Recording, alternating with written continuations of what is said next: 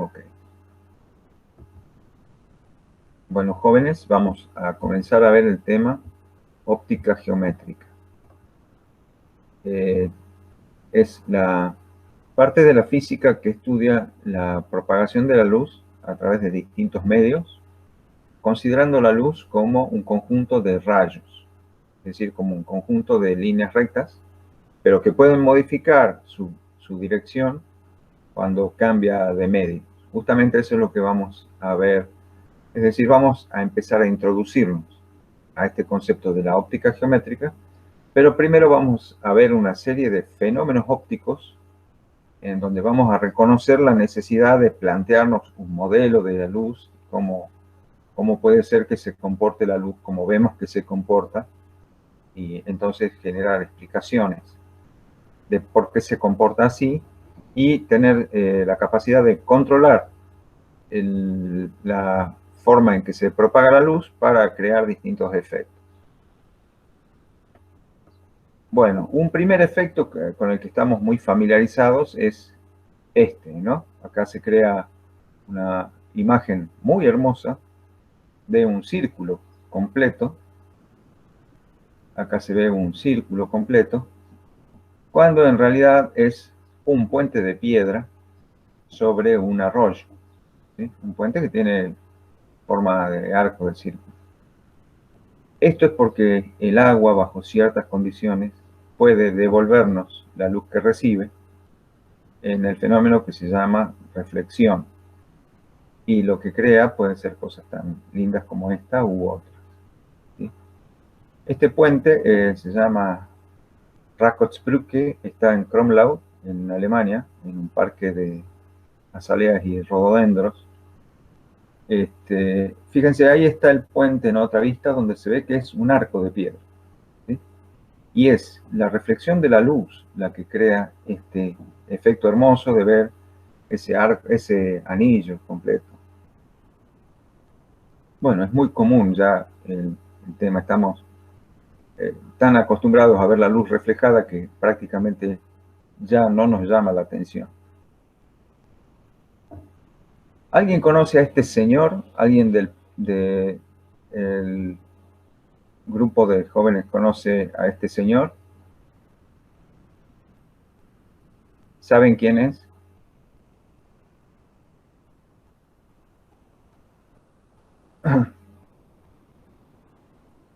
Bueno, este señor es el escritor Jorge Luis Borges, escritor argentino, nacido en Buenos Aires, falleció en Ginebra en 1986. Fue un gran innovador de las letras en la lengua castellana y estuvo siempre tallando para recibir el Premio Nobel de Literatura. Pero por algunas cuestiones personales de este señor, el comité del Premio Nobel decidió no darle ese premio.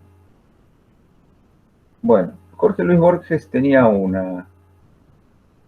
entre sus muchas obsesiones tenía el miedo a los espejos. Justamente en esta foto él está en una cafetería en Buenos Aires, al lado de un espejo. Pero ya no le da miedo porque a esta altura de su vida había quedado ciego. Bueno, ahí está, nació en 1899, murió en 1986. Él escribió este poema, que se llama justamente Los espejos, donde él confiesa que sentía horror, le daban miedo a los espejos. Pero no solo ante el cristal impenetrable donde acaba y empieza, inhabitable, un imposible espacio de reflejos. O sea, no solo ante los espejos de vidrio. El cristal impenetrable es el espejo de vidrio, ¿no es cierto? Donde acaba y empieza, inhabitable, un imposible espacio de reflejo. Qué lindo, ¿no? Dice, bueno, no solo esos espejos le daban miedo, sino también, por ejemplo, ante el agua especular que imita el otro azul en su profundo cielo.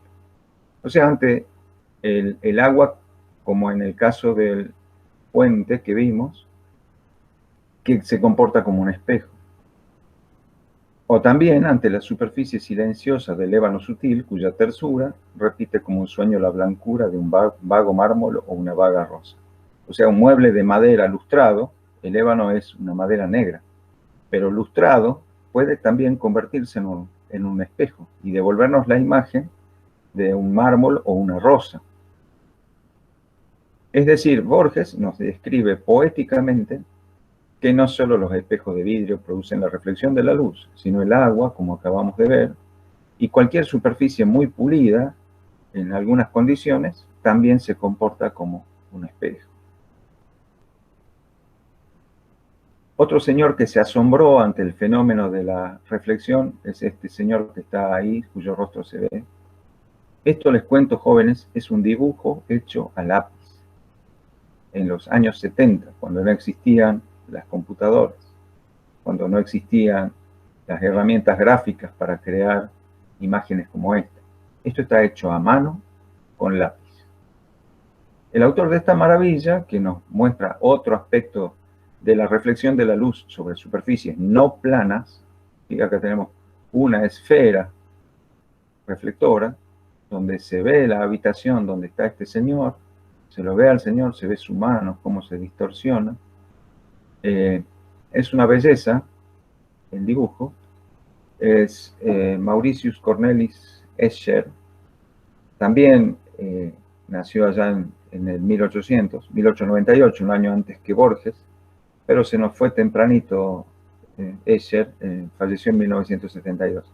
Era diseñador gráfico, nacido en Países Bajos, y fue un genio que revolucionó el diseño gráfico. Si lo pueden googlear, van a ver que otros dibujos sorprendentes, jugando con la perspectiva y con paradojas de la visión y de la perspectiva, ha creado este señor Escher.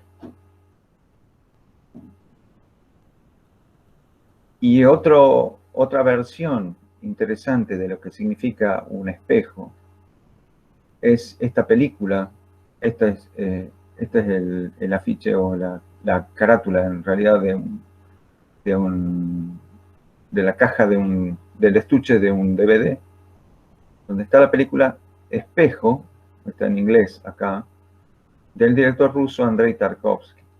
Él creó una película monumental, forma parte de la historia del cine, donde la película es un reflejo de parte de su vida. Perdonen un cachito, hay alguien que está tocando el timbre. Ahí está. Volvemos entonces a la presentación. Bueno, todas estas visiones artísticas de la reflexión de la luz son muy lindas, pero nosotros usamos la reflexión de la luz para cuestiones mucho más prácticas, ¿no es cierto? Aquí vemos un uso cotidiano del espejo en los retrovisores de los automóviles. Es inimaginable conducir un automóvil en cualquier lado sin tener la posibilidad de mirar hacia atrás, de ver qué viene por detrás, ¿sí? No podemos anticipar ni hacer con seguridad ninguna maniobra si no sabemos qué está pasando detrás de nosotros. Ni siquiera es posible estar estacionado y pensar en abrir una puerta sin mirar hacia atrás si no viene un ciclista, un motociclista u otro coche que viene muy cerca de nosotros. Entonces, el espejo hoy ya es un accesorio cotidiano, ¿sí? Al levantarnos a la mañana, vamos a lavarnos la cara, ahí está el espejo esperando para devolvernos sin piedad la caripela con la que nos levantamos todos los días. Y bueno, y algo nos ayuda para mejorarla un poco y salir al mundo con mejor cara, ¿no es cierto? También podemos decorar algún ambiente, sobre todo en los departamentos pequeños. Se utilizan espejos para aumentar la sensación de espacio y para por ahí reflejar la luz de una ventana en un pasillo muy oscuro. Y bueno, y tenemos versiones de los espejos que se pueden llevar en un bolsito, en la mochila, en la cartera, espejos de mano. Otro fenómeno con el que estamos familiarizados tiene que ver con esto, con lo que pasa cuando la luz atraviesa distintos medios, ¿sí? Y bueno, ya es una cuestión acostumbrada a ver el efecto que crea un vasito de agua cuando introducimos algún objeto, en particular este lápiz, que acá desde arriba parece que se quiebra, ¿sí?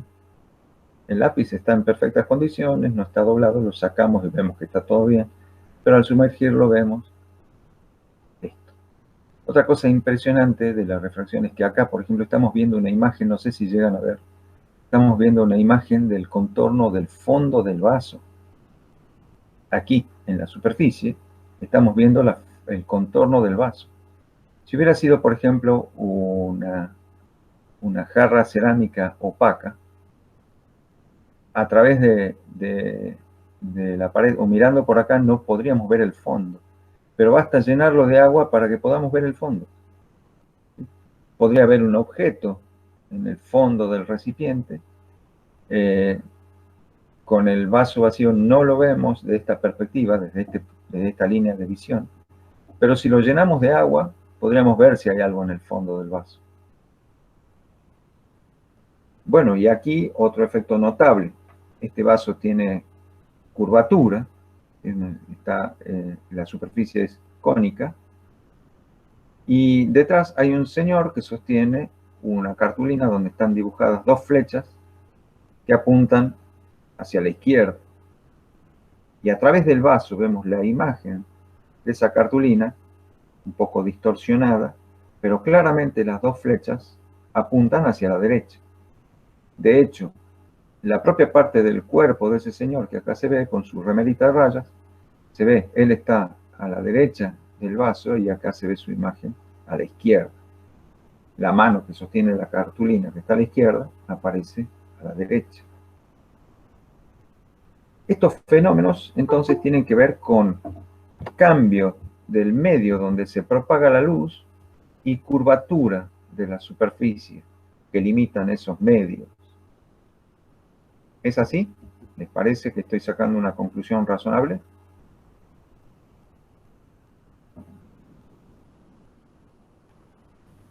¿Qué Sí, podría haber pasado si este recipiente no tuviera una superficie curva, si tuviera superficie plana?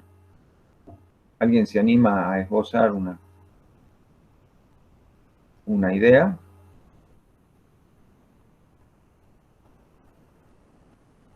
¿Cómo se verían las flechas si este hubiera sido una jarra de sección cuadrada, es decir, de caras paralelas? ¿Cómo se imaginan que se verían las flechas?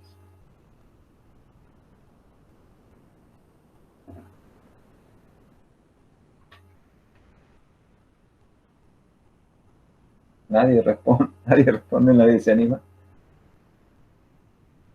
Hacia el otro lado se verían, ¿verdad?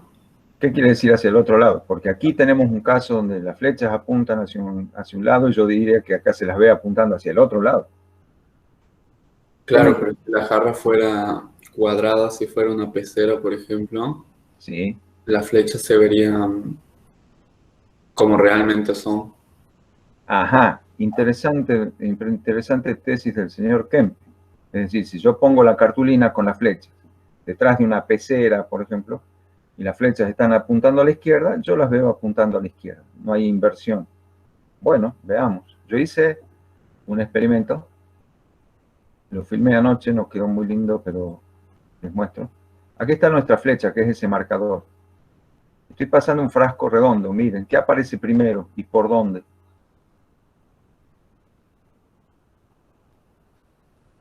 La punta aparece primero. La punta aparece primero, eso no está mal, pero ¿qué es lo raro?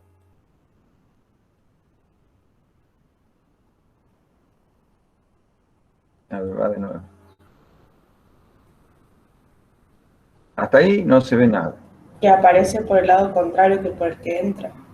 Claro, exactamente. La punta rosada del marcador está apareciendo por el lado derecho. Está un poco distorsionada, pero es claramente la punta rosada, ¿no es cierto?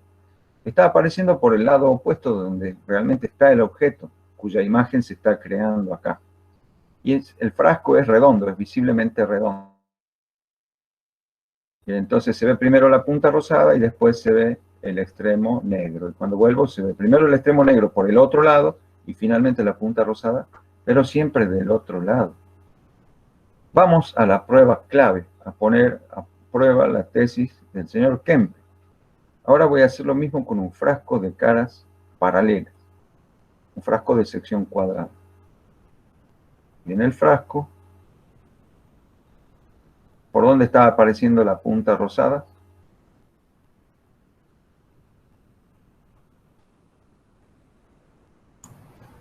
Por el mismo lado donde está, ¿no es cierto?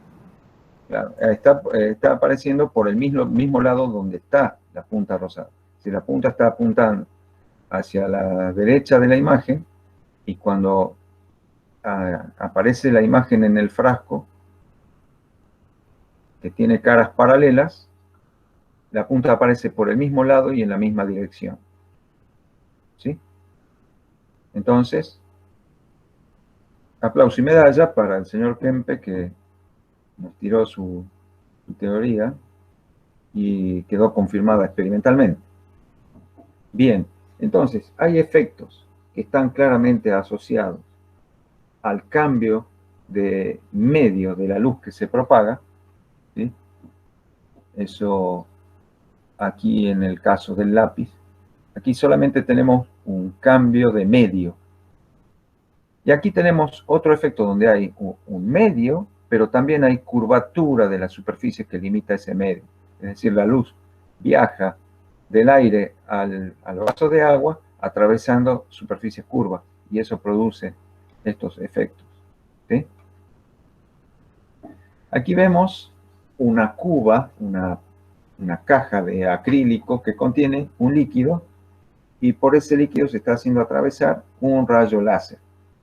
¿Sí? Ahí está clarito la traza del rayo láser por el medio líquido. Lo que nosotros decimos habitualmente y para explicar el fenómeno de la refracción de la luz es que la luz se propaga en línea recta.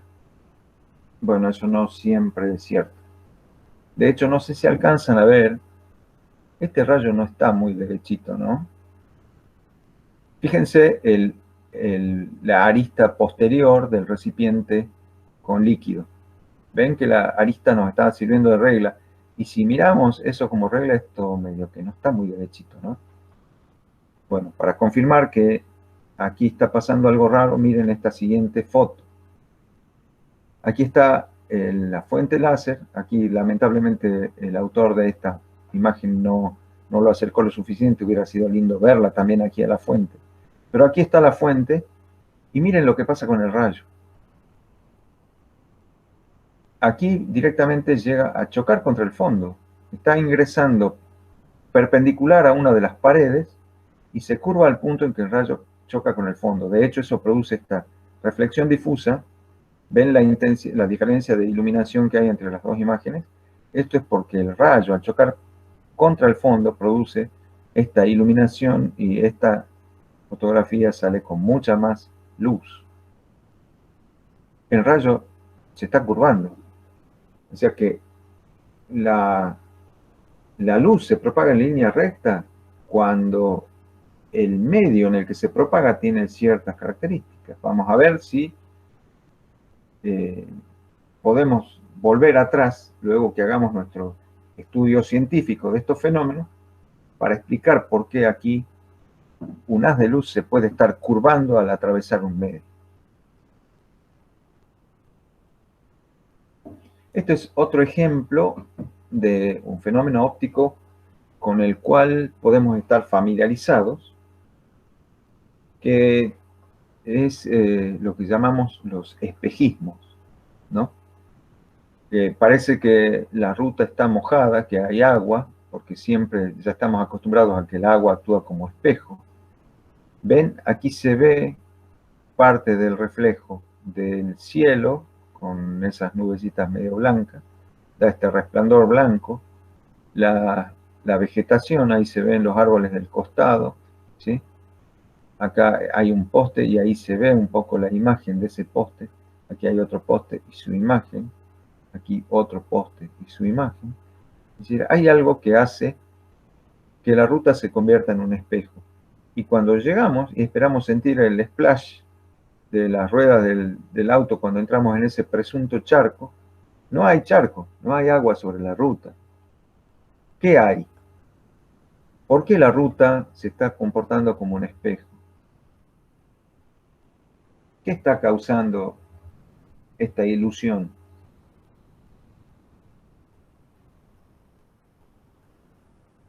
¿Alguien lo sabe?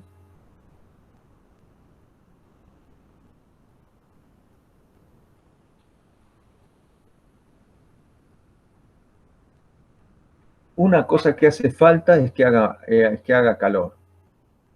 Tiene que hacer mucho calor. Entonces la ruta es de color oscuro, absorbe mucho más el calor, la radiación infrarroja, y se calienta mucho más que el aire.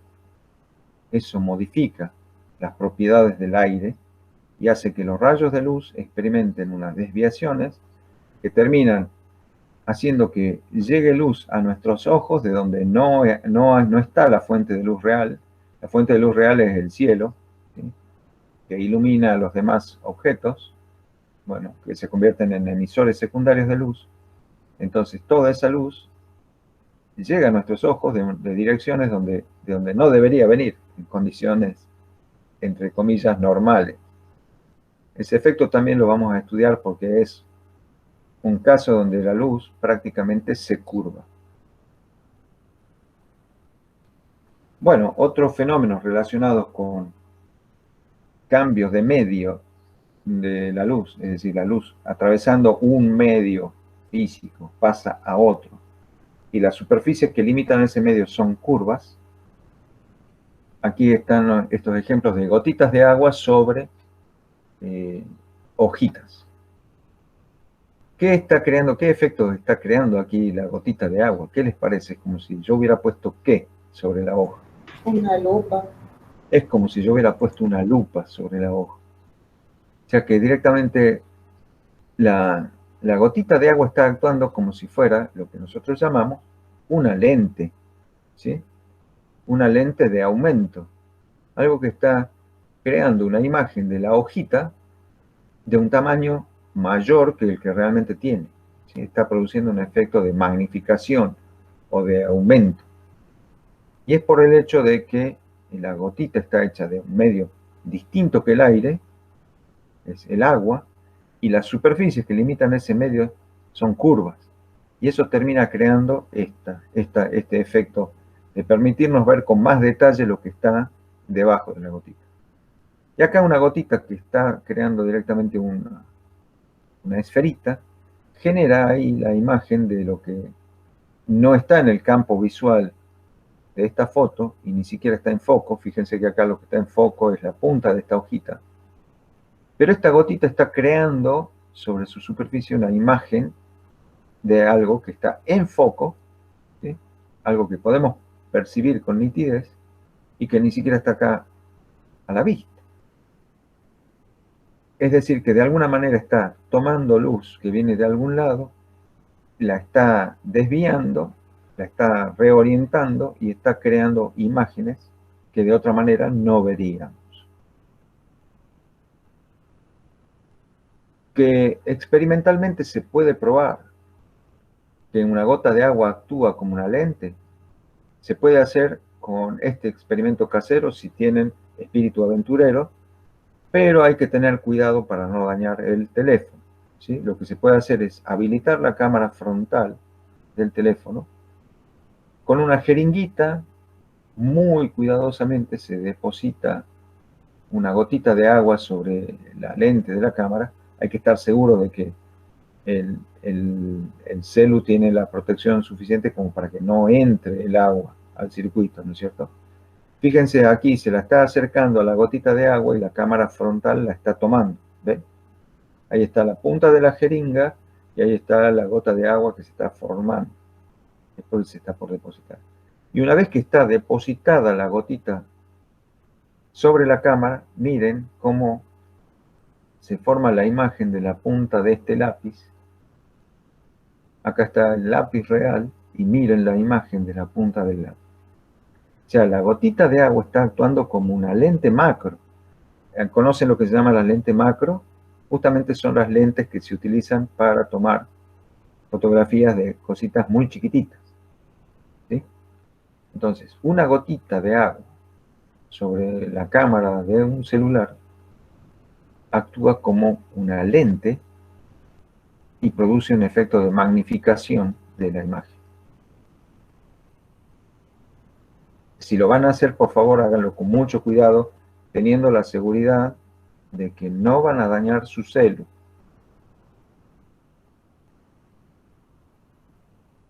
Bueno, otros fenómenos ópticos a los que estamos habituados pasan en el cielo, ¿no es cierto? A veces tenemos el show de colores, que es un arco iris, que acá lamentablemente salió desvanecido. Este arco iris lo fotografié yo en la localidad de Ampimpa, en los Valles Calchaquíes. Fue en diciembre del año pasado, durante una tormentita. Fíjense que hay sol, el sol está del lado opuesto de donde está la lluvia, y cuando eso pasa suele aparecer el arco iris, que tiene que ver con el paso del agua a través de las gotas, el paso de la luz, quiero decir, a través de las gotas de agua. Bueno, vamos a ver esto que ya involucra colores, quizá en la próxima clase. Pero también sabemos que es un fenómeno asociado al hecho de que la luz cambia de medio y las superficies que limitan ese nuevo medio tienen algún grado de curvatura. Pasemos entonces ya a reflexionar y a cuantificar qué puede estar creando este efecto del lápiz quebrado, el famoso efecto del lápiz quebrado, cuando lo miramos, ¿sí?, desde este ángulo de visión. Bueno, si ponemos en juego algo de nuestros conocimientos, o no, o vamos a empezar a conocer, se puede pensar que el lápiz es como una fuente de luz, no es una fuente primaria, es decir, el lápiz mismo no es un emisor de luz, pero hay iluminación en el ambiente, le está llegando luz al lápiz, el lápiz la refleja, la devuelve, y cada punto del lápiz es como un pequeño emisor de luz, ¿no es cierto? Pensemos en el extremo del lápiz sumergido en el agua, en este punto X. De ese punto X está saliendo luz reflejada en todas direcciones, y en particular veamos estas dos líneas de luz, que luego llamaremos rayos. ¿Sí? Esta línea de luz, al atravesar la frontera que separa el agua del aire, sufre un cambio de dirección y llega a nuestros ojos como si proviniera del punto I. Y todo rayo de luz que salga del punto X va a sufrir un cambio de dirección al salir del agua al aire y llegar a nuestros ojos. Entonces, para nuestros ojos, esa fuente, el origen de esa luz es el punto I. Y así cada uno de los puntitos del lápiz. Entonces, nosotros, en vez de ver dónde está realmente el punto X, que sería el punto X, estaría siguiendo en línea recta la porción del lápiz que está fuera del agua, por ahí andaría el punto X. Nosotros vemos que los rayos de luz vienen del punto I, que está en otra dirección, no está siguiendo el eje del lápiz. Aquí el lápiz se quebró.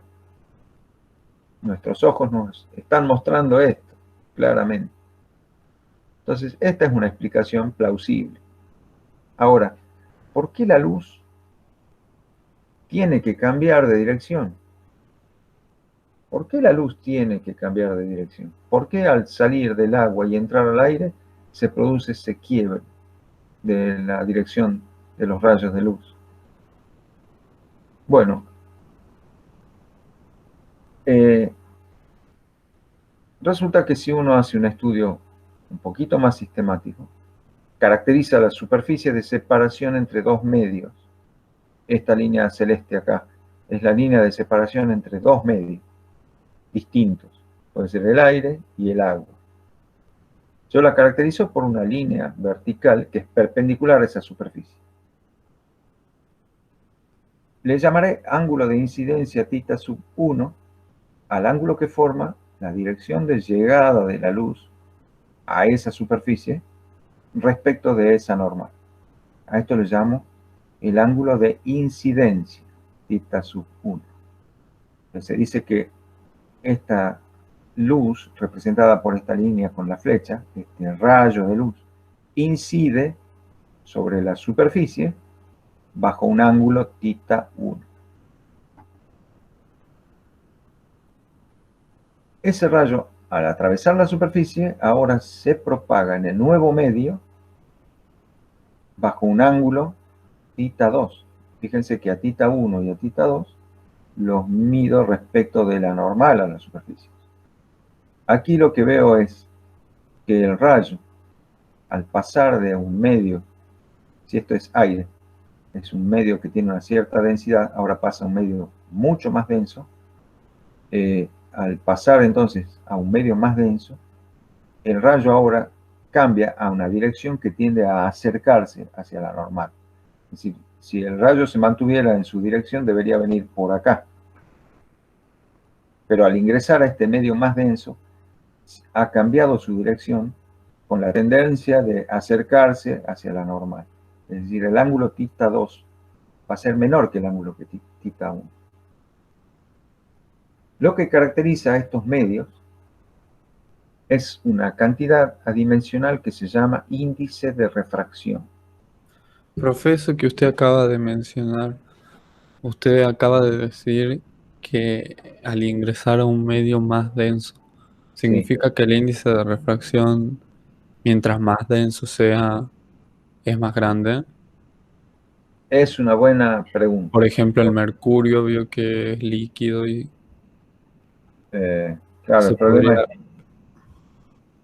podría... es que el mercurio no tiene transparencia, entonces vamos a estar en problemas. Para otras longitudes de onda no visibles, yo podría calcular el índice de refracción en el mercurio. Pero terminemos de redondear qué es el índice de refracción, señor Kent. Lo que les decía es que estos medios están caracterizados por este número adimensional que se llama índice de refracción. Aquí lo que vamos a decir por ahora es que el índice de refracción del medio 1 es menor que el índice de refracción del medio N2, porque la densidad del medio 1 es menor que la densidad del medio 2, y entonces cuando ocurre esta relación de índices de refracción, el rayo se quiebra o se refracta, como se dice técnicamente, acercándose hacia la normal. Si cuando se pasa de un medio de un índice de refracción dado a otro medio de índice de refracción mayor, la refracción se hace en una dirección que tiende a aproximarse hacia la normal. Y pasaría al revés, porque si yo invirtiera las flechas, ahora me imagino que la fuente de luz está acá y el rayo pasa del agua al aire, está pasando de un índice de refracción dado a otro medio de índice de refracción menor, y la refracción ahora ocurre alejándose de la normal. Eso era lo que pasaba aquí. Aquí los rayos de luz están llegando a la superficie.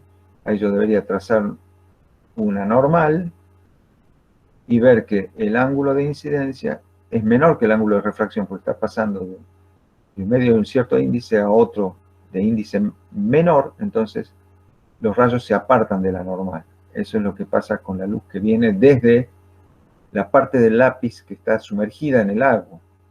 La luz que viene de la parte del lápiz que está sumergida en el agua hace el camino inverso del que está acá, ¿sí? Entonces, los rayitos de luz que vienen de la punta del lápiz se alejan de la perpendicular y entonces llegan a nuestros ojos dándonos la ilusión de que el lápiz se ha quebrado. Ese índice de refracción es la razón entre la velocidad de propagación de la luz en el vacío, es la constante c, velocidad de la luz en el vacío, y la velocidad v con que la luz se mueve en el otro medio, que no sea vacío. El aire tiene una velocidad de propagación muy cercana. Perdón, se me fue el mouse. Voy a revolearlo un poco. Ustedes van a ver que yo estoy revoleando el cursor. Van a decir, ¿qué le pasa al profe? Bueno, yo lo dejo de ver. Entonces, para recuperarlo lo tengo que mover.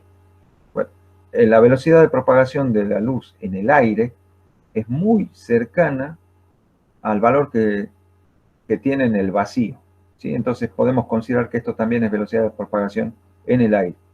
Pero en otro medio, como el agua, el aceite, el alcohol, la glicerina, lo que sea, tiene una velocidad de propagación distinta.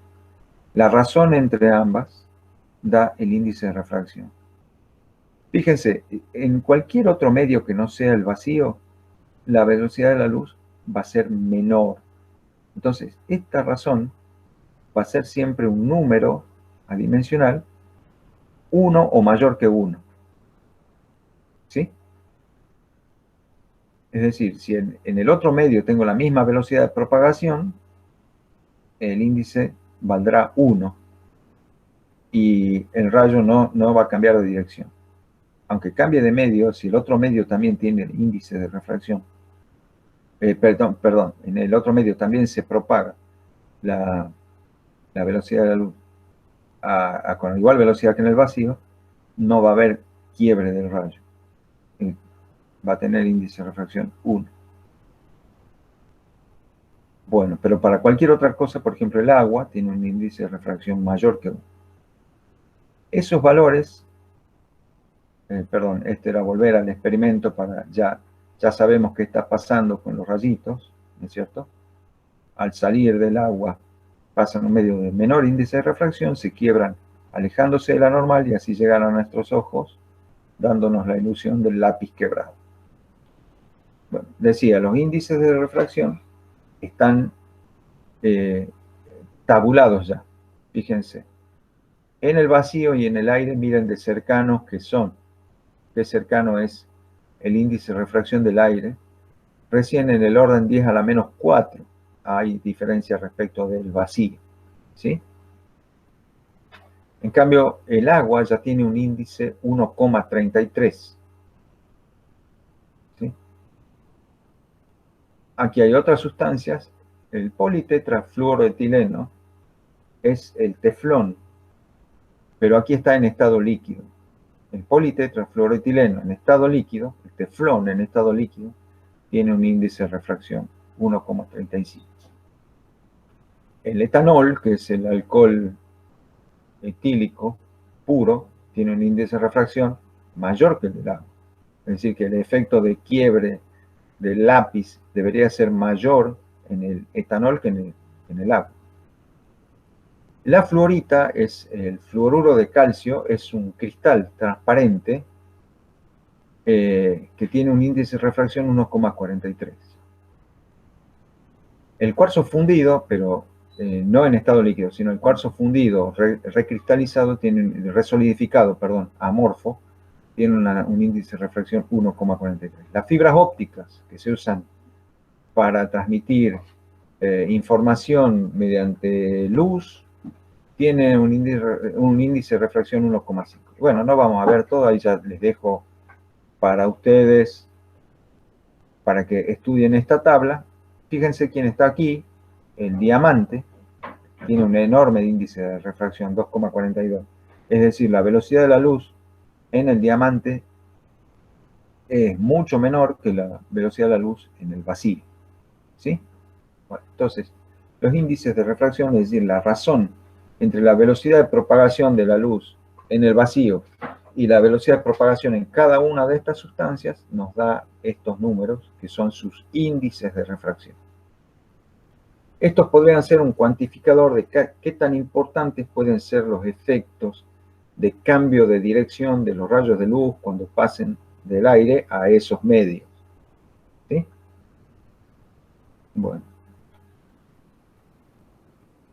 Quien formalizó esta cuestión de la refracción de la luz para el mundo occidental es este señor Snell.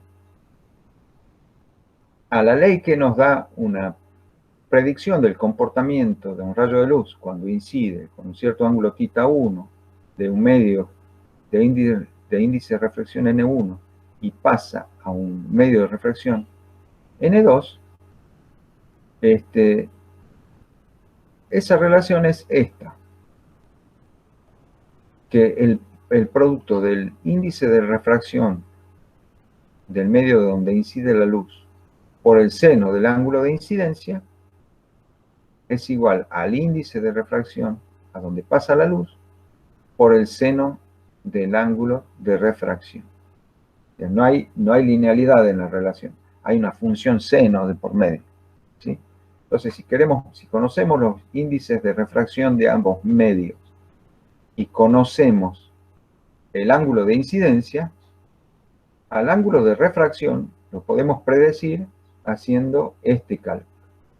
Tenemos que calcular el arcoseno del cociente entre los índices de refracción por el seno, perdón, acá tendría que estar θ1. Acá tiene que estar θ1, ¿no? Por el seno del ángulo de incidencia. Tiene que ser, acá hubo un error de tipeo. Tomen nota, por favor, jóvenes, hay que corregir eso. Entonces, el ángulo de refracción es el arcoseno del cociente de los índices de refracción por el seno del ángulo incidente. ¿Comprendido, jóvenes? Sí, profe. Esta la conocemos hoy como la ley de Snell. Sin embargo, salió a la luz hace no mucho un manuscrito árabe del año, más o menos del año 850, 860 de esta era, cuando Europa estaba sumida en lo que se llama la Edad Media, es decir, un periodo dominado por la injusticia, la desigualdad y, dicho prontamente, la estupidez, donde el pensamiento estaba regido por ideas absurdas.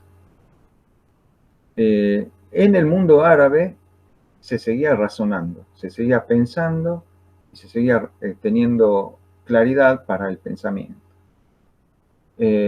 Este manuscrito de este señor Ali ibn Sal Rabban al-Tabari presenta este sorprendente dibujo que actualmente se interpretó como que es una demostración geométrica de la ley de la refracción. Y lo que está insinuado aquí es el perfil de una lente, que ya vamos a ver después, y cómo esa lente se va a comportar. Fíjense, esta es la interpretación actual del trabajo de Ibn Sal. ¿Qué son estas líneas? ¿Qué son esos ángulos? Son el ángulo de incidencia, el ángulo de refracción, y ahí está la relación trigonométrica de los senos a través de la relación entre los segmentos de recta, y esto es una formulación geométrica de lo que hoy llamamos la ley de Snell. O sea que en realidad en el mundo árabe ya se conocía la refracción de la luz, no solo como fenómeno, sino también como una ley. Es decir, había una descripción cuantitativa que permitía predecir cómo se iba a comportar un rayo de luz al pasar de un medio a otro. Y esto es del año 850 o 860.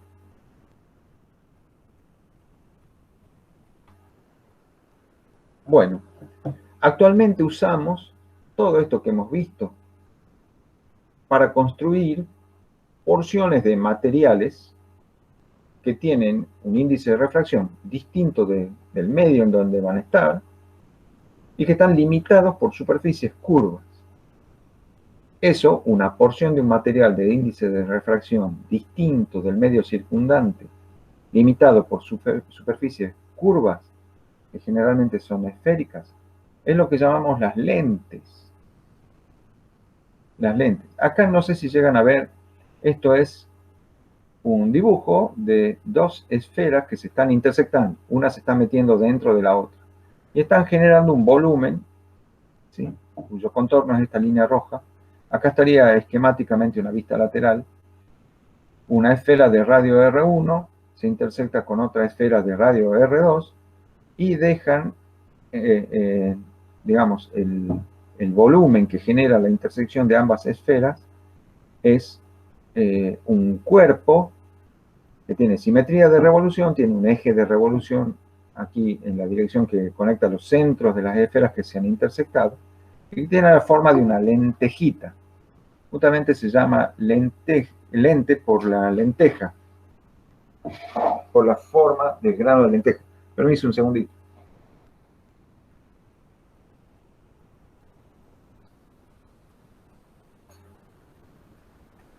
Perdón, tenía un gato que no me dejaba dar clase. Bueno, el nombre lente viene justamente del granito de lenteja.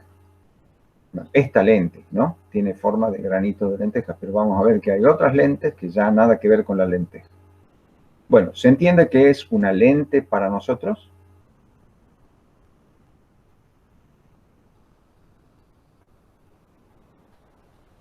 Sí, profe, sí se entiende. Bien. O sea, Profe, lo interrumpo. Hay una alumna que me dice que recién puede ingresar, si le puede admitir. Ah, mil perdones. Gracias. No oí el timbrecito. Que me disculpe, pobre señorita. Hola, señorita Ormachea. Disculpe, no sabía que estaba esperando para ingresar. Perdón.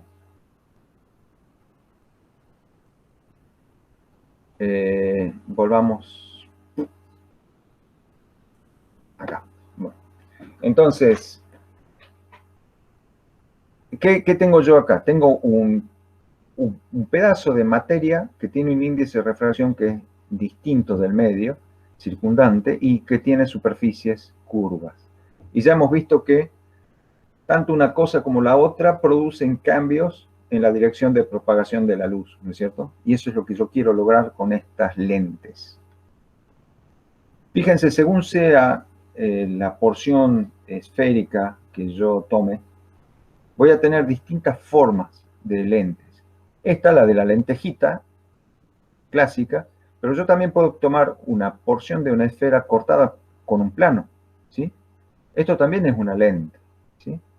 Y también puedo intersectar las dos superficies esféricas de esta manera.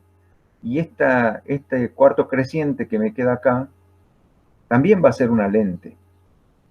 Y si yo considero el volumen de vidrio delimitado por dos superficies esféricas que no se intersectan, pero que limitan el medio, ahí voy a tener otra lente, y acá otra, y acá otra. Esta está delimitada entre una esfera y un plano. ¿Está? Entonces tengo una diversidad de formas de pensar cómo se originan las lentes a partir de volúmenes o superficies que se intersectan, ¿sí? Y eso da lugar a las distintas geometrías. Acá tenemos las lentes que tienen realmente la forma de lentejita, pero acá tenemos estas lentes que se llaman lentes cilíndricas. Porque ¿qué pasa si yo, aquí en vez de pensar en esferas, pienso en cilindros? Es decir, esto es el corte de un cilindro cuyo eje longitudinal es perpendicular al plano de esta hoja. Este es un cilindro intersectándose con otro cilindro. Este es un cilindro intersectándose con un plano. Estos dos cilindros están generando ese volumen, estos dos cilindros están generando ese volumen, y así. Estos también podrían ser cilindros perpendiculares al plano de esa hoja y generarían cosas como esta. ¿Ven? Este perfil de lente cilíndrica sería generado acá. Un cilindro más grande y un cilindro más chiquito no concéntrico. ¿Ven? Generaría esto. Bien, ¿y para qué quiero llenar el universo de lentes? Bueno, para crear efectos sobre la luz. Lo que a mí me interesa, sobre todo, y lo que vamos a estudiar ahora, son las llamadas lentes delgadas. Es decir, vamos a considerar no tanto esta lente tan gordita que tiene muy diferente su dimensión central respecto de su dimensión periférica, vamos a considerar aquellas lentes que se llaman delgadas. Es decir, vamos a considerar las lentes en las cuales las superficies límite están suficientemente próximas como para que este espesor sea despreciable frente al diámetro. Entonces vamos a considerar el caso, cuando veamos este tipo de lente, vamos a considerar el caso en donde este espesor es muy chiquitito, y acá donde, digamos, este grosor externo, el espesor central seguro va a ser chiquitito, pero el grosor externo va a ser mucho más chico que esto, ¿no? La idea es que vamos a considerar lentes de este tipo, como las que están acá. Entonces vamos a llamar las lentes delgadas. Es una aproximación que hacemos para simplificar la descripción cuantitativa. Lo que se ve es que estos perfiles producen distintos efectos sobre los rayos de luz que llegan a la lente o que inciden sobre la lente. Un planteo sencillo es pensar, yo tengo acá una lente, esta es una lente cilíndrica con el perfil como este que se ve acá, a la que están llegando un haz de rayos que vienen paralelos al eje de revolución de esta figura, ¿sí? Y fíjense qué pasa. Al atravesar el medio que tiene superficies curvas y distinto índice de refracción, los rayos cambian de dirección y todos se quiebran de manera que pasan por un punto y de ahí siguen su viaje. Esta lente está tomando un haz de rayos paralelos y los está forzando a converger hacia un punto. Es decir, el acto de que las cosas que iban en una dirección ahora todos toman la misma dirección y van a un mismo punto se llama convergencia, ¿sí? Entonces, esta lente produce la convergencia de los rayos que inciden sobre ella de forma paralela a su eje. Aquí está visto esquemáticamente. Aquí está para una lente cilíndrica, aquí podemos pensar que esta figura es el corte de una lente circular. Es decir, este eje es realmente un eje de revolución, ¿sí? Y esto que pasa en este plano pasa en cualquier otro plano que corte a esta lente por su eje. La otra lente cilíndrica, esta es el efecto que crea por la convergencia, el que crea la convergencia podría haber sido una lente como esta. La otra es como esta. Está llegando el haz de rayos paralelos, paralelos entre sí y a la vez llegan, inciden sobre la lente paralelos al eje y por atravesar este medio de superficies curvas y de otro índice de refracción, cambian su dirección y esta vez los rayos se alejan unos de otros, ¿sí? Es decir, están divergiendo. Ahora esta lente produce un efecto de divergencia.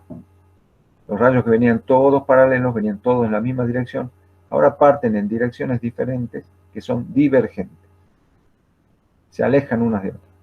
Pero esa divergencia ocurre de manera que si yo prolongo los rayos refractados, prolongo con líneas imaginarias los rayos refractados, todas esas prolongaciones se cortan en un punto sobre el eje, ¿sí? Entonces esa divergencia sigue alguna ley, porque no es que cada rayo se aleja de los demás en una dirección cualquiera. Se alejan de manera que sus prolongaciones se intersecten en un punto. Ese es el efecto que producen las lentes divergentes.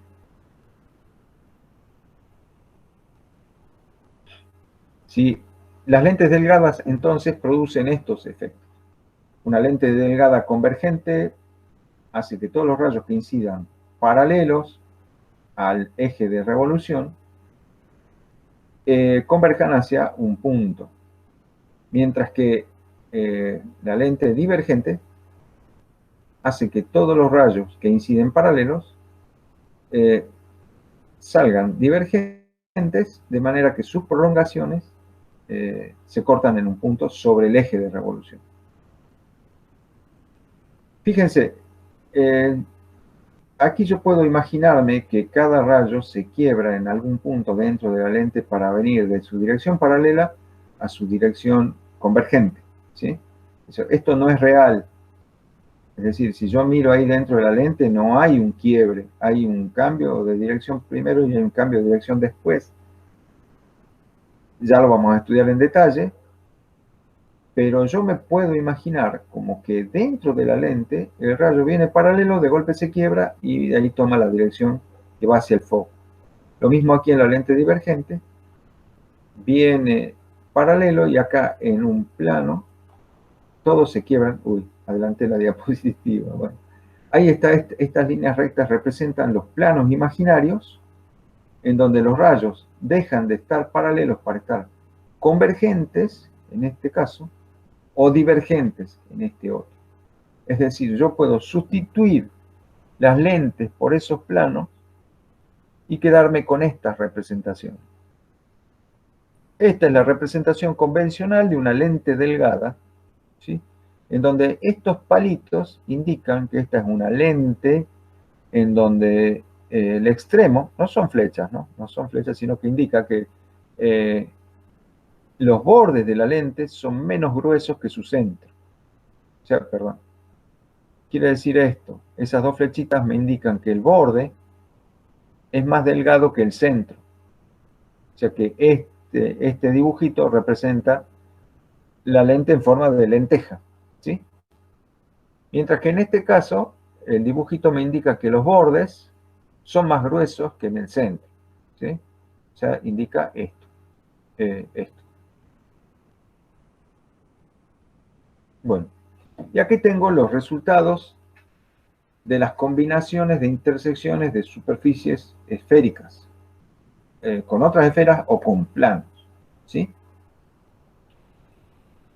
Cuando se intersectan dos esferas del mismo radio, de distintos radios, la lente que me queda es esta, la que tiene forma realmente de lentejita, que tiene las dos superficies límites son superficies convexas, ¿sí? Convexo quiere decir que es como la mano puesta boca abajo, o como una cucharita puesta boca abajo, ¿sí? Entonces, si yo pongo una gotita de agua en la superficie de la cucharita puesta boca abajo, la gotita de agua se va a derramar, se va a deslizar y se va a caer. Eso es una superficie convexa. Entonces, esta tiene dos superficies convexas, entonces se llama lente biconvexa. Bi, con B larga, convexa, con B corta. De una lente biconvexa. Esta que se generó de la intersección de una superficie esférica con un plano se llama lente plano convexa, ¿sí? Esta que se generó con la intersección de dos superficies, pero una de un radio mayor que otra, y están una dentro de la otra, digamos, se llama menisco. Menisco. Esta,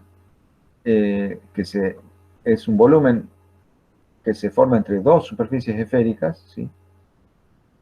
Tiene dos superficies cóncavas. Ahora pensemos la cucharita puesta boca arriba. Entonces, si yo pongo una gotita de agua, queda ahí en la cucharita. Eso es una superficie cóncava. Entonces, esto es una superficie cóncava, esto superficie convexa, ¿sí? Entonces, esta que tiene dos superficies cóncavas se llama lente bicóncava. Esta se llama plano cóncava y esta se llama menisco. Ahora, este menisco que tiene el borde más delgado que el centro produce el efecto convergente, lo mismo que la plano cóncava, que la plano convexa y que la biconvexa. O sea, este menisco de bordes delgados y centro grueso produce el mismo efecto que estas dos. O sea que las tres primeras lentes son convergentes. Y este entonces se llama menisco convergente. Estas otras producen el efecto divergente. Este menisco que tiene el borde más grueso que el centro produce también efecto divergente. Este es el menisco divergente. Esos son los nombres de las lentes.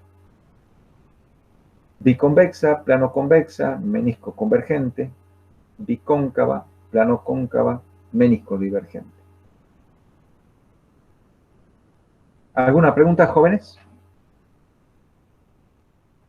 Se me acaba de ocurrir, profe, que entonces en un foco, por ejemplo, la luz, porque al tener la forma cóncava, digamos, el foco, ¿cierto? Es como que la luz diverge en todas las direcciones, ¿verdad? Es demasiado delgadita la pared del foco y no va a producir tanto el efecto. El foco, en realidad, usted está pensando en un foco clásico de filamento incandescente. ¿Algo así? Mm. ¿Foco No, ¿En qué foco está pensando? ¿En foco LED? claro. Bueno, ahí es complicado, pero no produce tanto efecto de lente la superficie del foco, porque en realidad ah, las superficies, es decir, el grosor de la pared del foco es más o menos como esta, pero ambas superficies esféricas son paralelas, no tienen diferencia de espesor. Entonces, no producen cambios significativos en la dirección de los rayos. Eso me olvidé de decir, tendríamos que haber visto una porción de vidrio de caras paralelas, a ver qué pasaría. Bueno, ese va a ser un ejemplo lindo para tratar la clase que viene. Bueno, necesito eh, establecer algunas definiciones. Aquí cuando vimos claramente, esto es una foto tomada de la realidad, ¿no es cierto? Y acá está el esquema de lo que está pasando. El punto al cual convergen los rayos que llegan paralelos a una lente convergente se llama punto focal o foco de la lente. ¿Sí?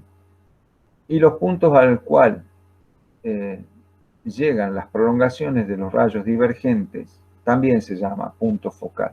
Es decir, ambos tipos de lentes, convergente y divergente, tienen definido un punto que está a una distancia bien determinada del plano central de la lente, que se llama distancia focal,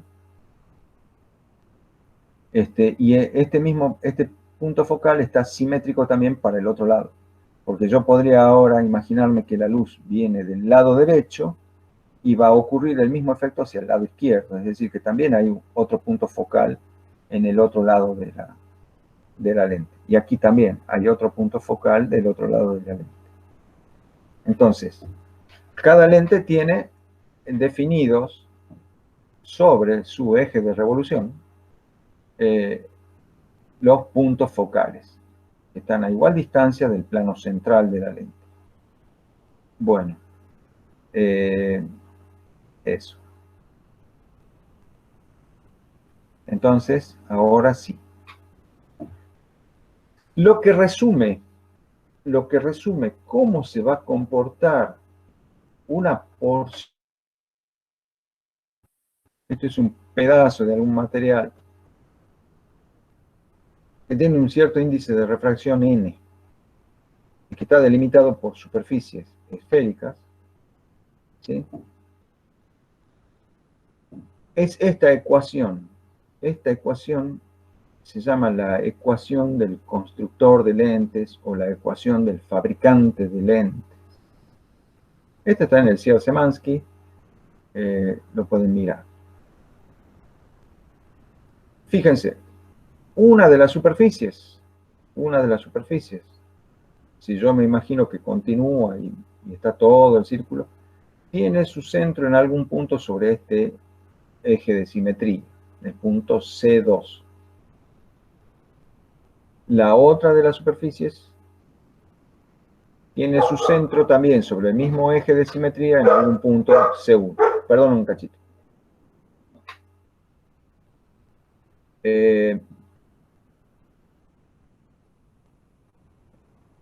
El índice de refracción del medio va a ser n sub 0. Es decir, esta lente va a estar en un medio de índice de refracción n sub 0. Esta letra t, esta variable t, es el grosor que le va a quedar a la lente en su zona central. Bueno.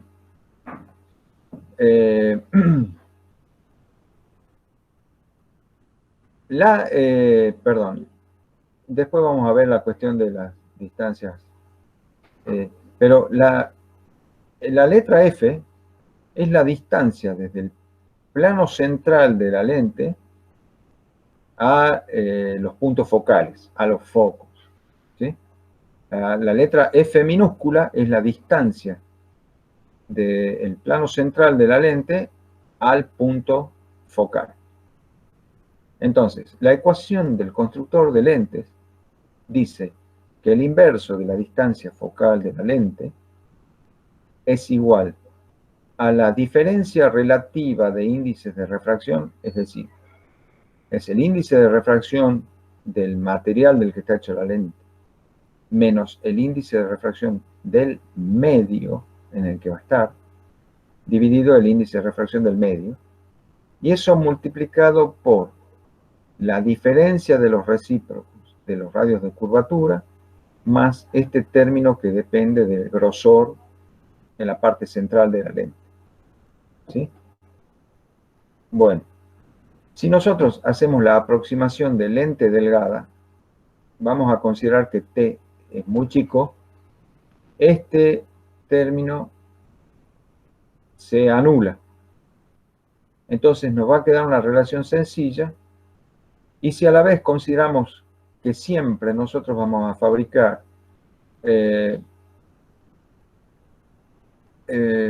lentes que van a estar en aire, N0 va a ser el índice de refracción del aire. Entonces, esta ecuación se va a simplificar y nos va a quedar así. ¿No es cierto? Donde N0 va a ser siempre 1, entonces esto va a estar dividido también en 1, entonces esto va a ser solamente el índice de refracción del material del que está hecha la lente, y esto los radios de curvatura de las superficies límite. ¿Sí? Aquí están puestos. Lo normal es considerar que de un lado siempre se hace incidir la luz, ese se le llama el lado objeto, y otro lado donde se forman las imágenes que crea la lente, ese se llama el lado imagen. Fíjense, la superficie 2 tiene su centro en el lado objeto, y la superficie 1 tiene su centro en el lado imagen. Eso es para respetar esta convención, para que el signo de la distancia focal responda a la siguiente conversión. Si el signo nos sale positivo, la lente va a ser convergente. Si el signo nos sale negativo, la lente va a ser divergente. En principio, si siempre estamos pensando en aire y vidrio, o diamante, o aceite, o lo que sea, alguna sustancia más densa y de índice de refracción mayor, el efecto convergente o divergente, o sea, el signo de este factor 1 sobre f, va a depender de la relación de los radios. Va a depender del signo de esto, ¿no es cierto? Pero, ¿qué pasa si yo dejo esta relación de radio fija y cambio los índices de refracción? ¿Qué pasa si ahora invierto la cosa? ¿Qué pasa si tengo toda una masa de vidrio y dentro de esa masa de vidrio hay una burbuja de aire con esta forma? ¿Qué va a pasar? Y bueno, acá se va a invertir. Acá voy a tener que poner el 1 del aire, que es el medio del que está hecha la lente. Ahora esa burbuja atrapada en el vidrio va a ser la lente y el medio exterior va a ser vidrio. Esto va a ser negativo. Entonces, cuando tengo una burbuja de un material menos denso en un material más denso, o sea, cuando tengo una burbuja de índice de refracción menor que el entorno circundante, todos los efectos que vimos, me estoy yendo hacia el futuro, todos los efectos que vimos en estas lentes se van a invertir. Estos tres perfiles van a pasar a ser divergentes y estos otros tres van a pasar a ser convergentes. ¿Sí? O sea que uno está acostumbrado a pensar en las lentes que son de vidrio en aire. Pero si yo pienso en huecos de aire con esta forma en un medio más denso, las funciones se invierten.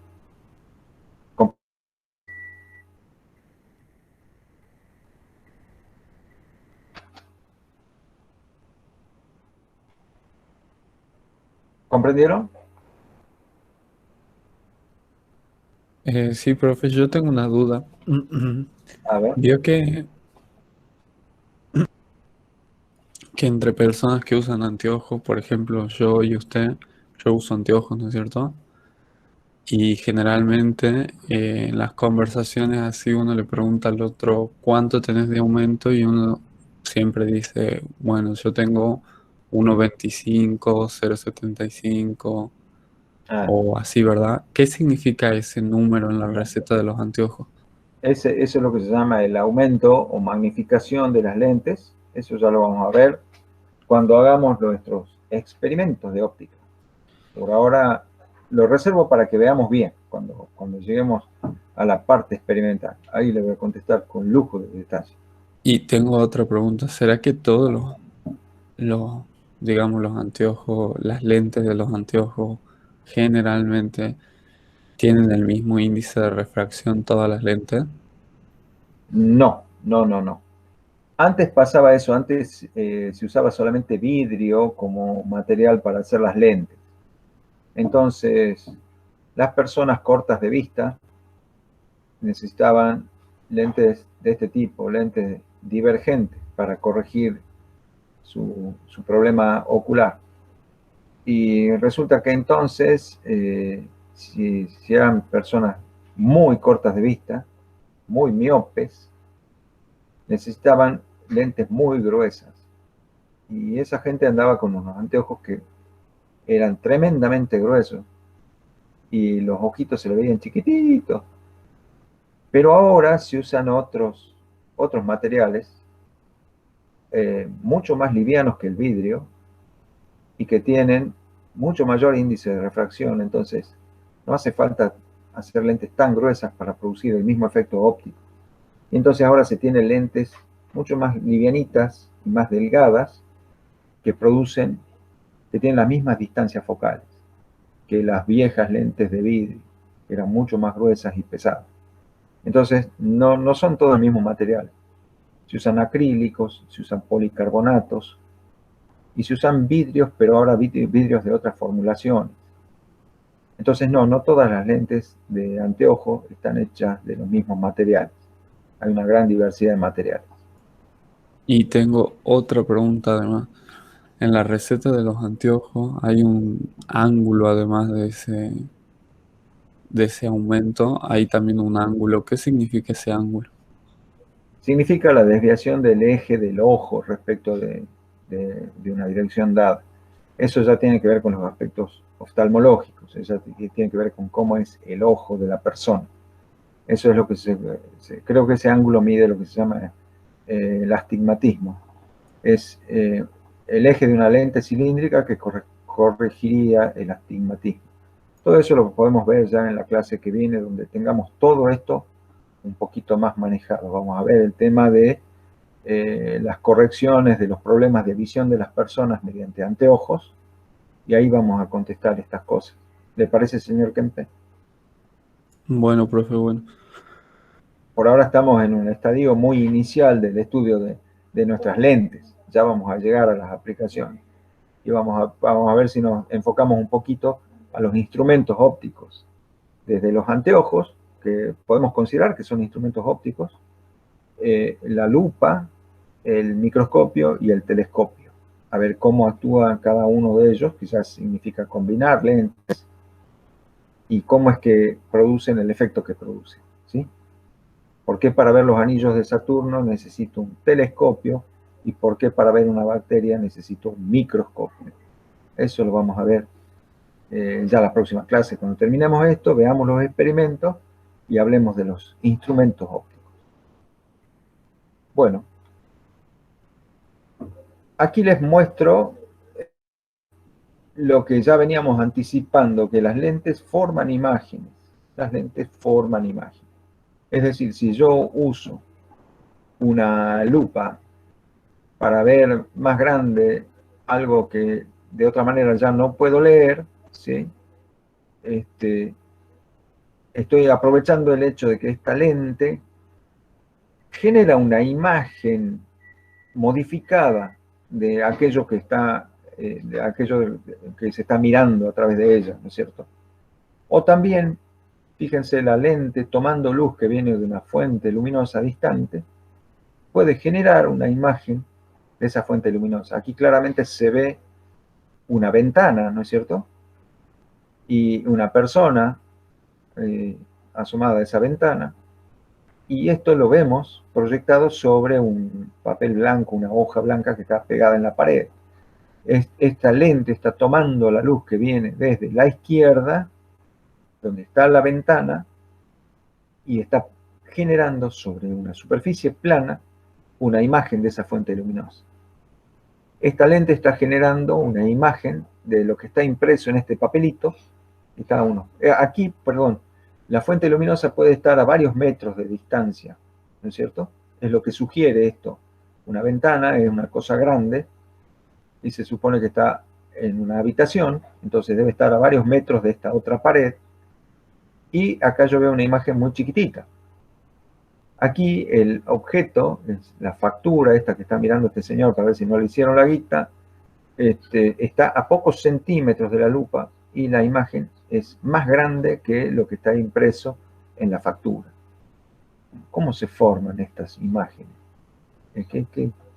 ¿Cómo es eso, esta magia de las lentes? Bueno, veamos qué pasa en una lente biconvexa. Ahora veamos en detalle qué pasa cuando la luz atraviesa una lente biconvexa. Ya habíamos visto el caso de la luz pasando de un medio, de un índice de refracción dado, a otro de índice de refracción mayor, ¿no es cierto? Como respecto de la normal, el rayo se tenía que refractar en un ángulo menor, es decir, el rayo refractado tiende a acercarse a la normal. Bueno, cuando un rayo de luz incide sobre una lente biconvexa,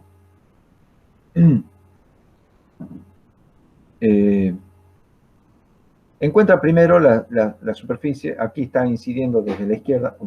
Se me perdió el pulso. Ahí está. El rayo está viniendo desde la izquierda. Entonces encuentra primero esta superficie. Bien. En ese punto donde incide el rayo voy a hacer esta construcción. Voy a trazar la perpendicular a la superficie en ese punto. O sea, me imagino que acá en ese punto, esto es una superficie curva. Así que ahí me tengo que imaginar un plano tangente a esa superficie curva. Y esta línea sería perpendicular al plano tangente a la superficie en ese punto. ¿Está? Entonces, acá tengo el ángulo de incidencia. Este rayo está incidiendo sobre la lente con este rayo. Al refractarse, al entrar a ese medio, se tiene que acercar hacia la normal, ¿ven? Respetando la ley de Snell. Entonces, acá está el ángulo de la primera refracción. ¿Ven que es notablemente más chico este ángulo que este? Ya estamos reproduciendo esto, pero aquí, en chiquitito. ¿Comprendido?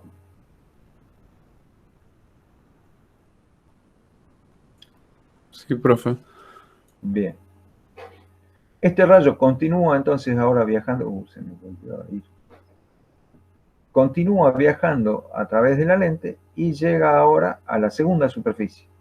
Y ahora está pasando lo inverso. Ahora está pasando como si este rayo viniera del medio de índice de refracción más grande al del índice de refracción más chica. Entonces, se tiene que refractar alejándose de la normal. Y eso es lo que pasa. De nuevo, construyo la la perpendicular al plano tangente a la superficie en ese punto, esa es la normal. Acá tengo el ángulo de la segunda incidencia. El rayo se tiene que refractar con un ángulo mayor, se tiene que alejar más de la normal. Entonces, el resultado global de esto es que este rayo que venía paralelo al eje de revolución de la lente, ahora sale de la lente en una dirección que va a cortar al eje de revolución de la lente, ¿sí? ¿Comprendido, jóvenes? Sí, profe. Bien, entonces, aplicando la ley de Snell en las dos refracciones que sufre este rayo, encuentro el cambio de dirección que experimenta un rayo que incidió paralelo al eje de revolución. Ahora vamos a pasar a hacer una abstracción muy interesante. Fíjense, yo voy a pensar en un objeto lo más sencillo posible, en un palito. Pero al palito le voy a poner orientación en el espacio, es decir, al palito lo voy a convertir en una flechita. Este va a ser el objeto que yo voy a considerar para encontrar dónde por este proceso se va a ir a formar la imagen de ese palito. Porque ya hemos visto acá que las lentes forman imágenes, ¿sí? Esta lente está formando una imagen. ¿A dónde va a ir a parar la imagen del palito cuando yo la ponga frente a una lente? Acá está representada, es una lente delgada biconvexa, ¿sí? Que tiene ahí los puntos focales a un lado y al otro. Bueno. Al eje de revolución de la lente biconvexa le voy a llamar el eje óptico del sistema. A la intersección del plano que representa la lente con el eje óptico le voy a llamar el vértice de la lente. Este es el vértice de la lente. Este punto O que está ahí es el vértice de la lente. Intersección del plano que representa la lente con su eje óptico. Al objeto, al palito, no, a la flechita AB, la estoy poniendo a una cierta distancia de esa lente. Bueno. Este palito, esta flechita, puede ser ella misma una fuente luminosa, que puede ser algo que esté emitiendo luz, puede ser un hierro incandescente, ¿sí? O puede ser que esté recibiendo luz de otra fuente, puede ser un cuerpito que está recibiendo luz del sol, entonces la luz del sol se refleja en la superficie y cada punto de la flechita se convierte en un emisor de luz. En particular, pensemos en la puntita de la flecha. De todos los rayos de luz, de todos los rayitos de luz que salen de la puntita de la flecha, ¿sí? Yo voy a tomar tres rayitos. Este rayo 1 salió de la puntita de la flecha paralelo al eje óptico, llegó hasta la lente, y entonces ahí se tiene que refractar, se tiene que quebrar en una dirección que pasa por el punto focal, ¿sí? O sea, el rayo que salió de la punta de la flechita del punto B fue paralelo al eje óptico, incidió sobre la lente, se refractó pasando por el punto focal y ahí siguió su camino, ¿sí? Un segundo rayo que sale del punto B pasa por el vértice de la lente. Y en esta aproximación la lente es tan delgada que al pasar por el vértice de la lente no le pasa nada. El rayo 2, de color verde, sigue su camino, sin refractarse. Sin refractarse, ¿sí? Y después voy a tomar el rayo 3, este que está en negro, sale del punto B, incide sobre la lente en una dirección que pasa por el otro punto focal. ¿Ven? Este rayo negro pasa por el punto focal de la lente y ahí incide sobre la lente. Y cuando se refracta, miren cómo se refracta. Paralelo al eje óptico. ¿Sí? Estos tres rayitos me indican que tras su refracción vuelven a juntarse aquí, en este punto. Entonces, ahí en ese punto, si yo pongo un papelito o una pantalla, estos tres rayitos que salieron de acá se van a volver a juntar. Y si de acá salieron de la punta de la flecha, acá me van a generar la imagen de la punta de la flecha. ¿Entienden? Si yo pongo un papelito acá, ahí se tiene que formar la imagen de la punta de la flecha. Si hago este mismo análisis, punto por punto, de todos los puntitos de esta flecha, acá se me va a ir reconstruyendo, o sea, en el papelito que yo puse acá, se va a ir reconstruyendo la imagen de la flecha. ¿Comprendido, jóvenes? ¿Y qué veo de la imagen A'B' de la flecha? ¿Qué me pueden decir de la imagen A'B' de la flecha que se ha formado con esos tres rayos? Perdón, señor Kempe, le voy a pedir ahora que usted se calle un poquito a ver si otros quieren participar. Yo le agradezco su participación siempre, pero a ver si otras personas se animan a hablar. Profe, Sí, niña. yo tengo una duda con el tema de la formación de las imágenes, cuándo son virtuales y cuándo son reales. Uy, está como 2 diapositivas más adelante. Ah, bien. Contésteme aquí esta preguntita. ¿Qué característica vemos de la imagen A'B' en relación a la AB? Que es inversa y de menor tamaño, y bueno, no sé si es virtual o real. Uy, ya se la sabe toda. Pero, a ver, todos están viendo lo mismo. Ven que A'B' es más chiquito que AB, ¿sí? ¿Y qué pasó con la orientación de la flecha? Que está dada vuelta. Está dada vuelta, ¿sí? O sea que nos salió una imagen que está dada vuelta y es más chiquita. Y yo les decía, si yo pongo un papelito ahí, uy, ¿dónde? Acá. Si yo pongo un papelito ahí, la veo. Es como esto. ¿Ven? ¿Ven que la imagen que se ha formado aquí de la ventana que está allá al otro lado está pata para arriba? Acá está la persona que está frente a la ventana, pero está cabeza abajo. Acá se ve un horizonte y acá está el cielo, pero el cielo está abajo y el mundo está arriba.